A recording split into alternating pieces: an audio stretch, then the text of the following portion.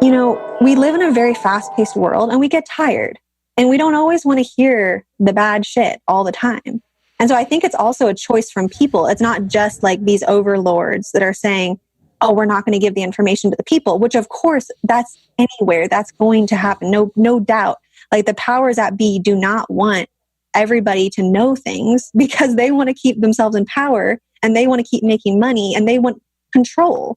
So of course, like there's always going to be that. But then the people on the ground, we have to make a choice that we actually do want to hear it.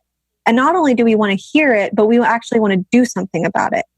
And that can be really challenging because it's so overwhelming. And of course, it's heartbreaking. And the grief is enormous. I mean, when you start unraveling some of these things and you start to see that, we probably won't have tigers, elephants, orcas, clean water, any of these things that we value so deeply, and realizing that they probably won't be around in another 10 years.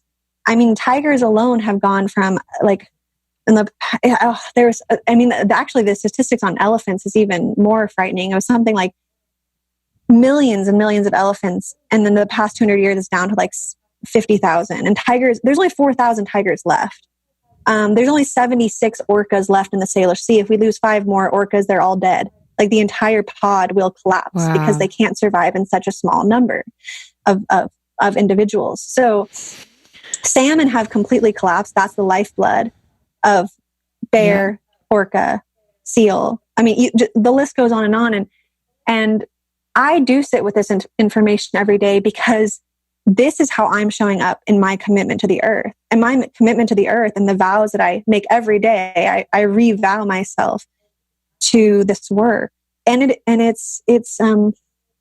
is hard, but it's not as hard as losing everything. Like I'd rather hear what's going on than wake up one day and be like, oh my gosh, I didn't do anything. Why was it so hard for me just to listen? Why is it so hard for us to witness the reality of our time? And I think if we do it as a community, it's a lot easier because then we have people around us to hold us in our grief. We have people that we can work together so we don't feel like somehow each of us individuals have to take it all on. Like there's no way for each of us individuals to take it all on. That's not possible. But if I'm doing something and you're doing something and you're doing something and you look around and everybody in your community is kicking ass and taking on something, then it's enlivening. And it's like, yes, like this is what we need to be doing. This is our reason for being alive, is to be in reciprocity with the earth, not to just be taking all the time. And so these messages are also really complicated. And I think that's a challenge because the media has, one, left a lot out of the narrative. But the other piece is that things are oversimplified because when things are simple, people are going to buy them more. And whether that's buying an idea, doesn't have to be a thing. So it's like if something is simple, then people go, oh my gosh, yes, it's going to be easy. I can just like throw money at it, or I can just like click and forward this Facebook thing. And then I can be relieved and I can like get back to my day.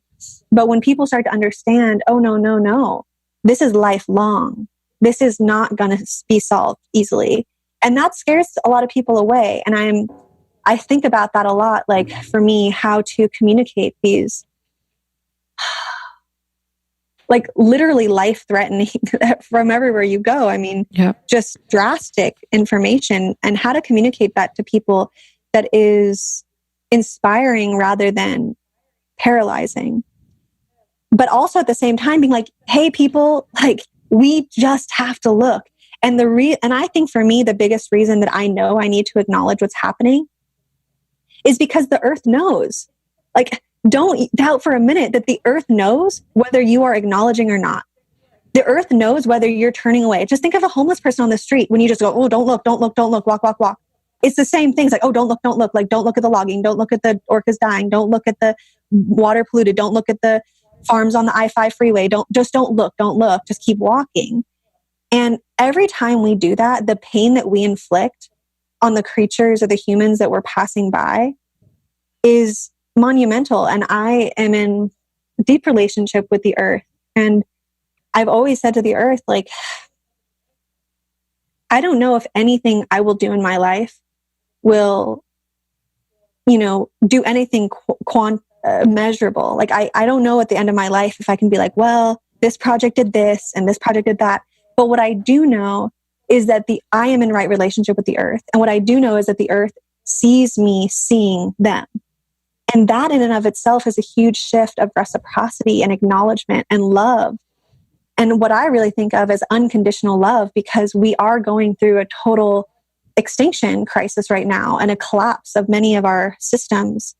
But even through that, even through the hardships, even through the pain, even through a lot of the ugliness of what's happening on the earth, I'm still willing to look directly at it and sit and hold the hand of whatever comes and being like, I'm going to be here for you no matter what.